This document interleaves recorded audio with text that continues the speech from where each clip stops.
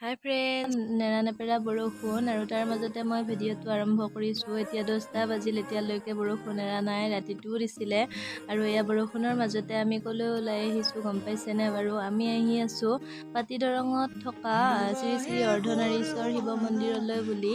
মন্দিৰটোত বহুদিনৰ পৰা আহিম বুলি ভাবি আছিলোঁ, কিন্তু আহিব পৰা নাছিলোঁ। ফাইনেলি আজি আহিলোঁ আৰু এতিয়া চাকি ধূপ জ্বলাই প্ৰসাদ খায়ো উঠিলোঁ, ভিডিঅ' কৰাহে নহ'ল।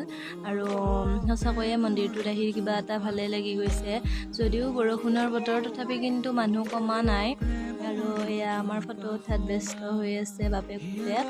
আৰু ইয়াৰ পৰিৱেশটো চাওকচোন বাৰু, কিমান যে ভাল লগা। কিছু সময় ইয়াতে এনেকৈ থাকি আমিও ঘৰলৈ বুলি গ'লোঁ। আৰু পুনৰ এটা নতুন ভিডিঅ'ৰ সৈতে লগ পোৱাৰ আশাৰে আজিলৈ বাই বাই।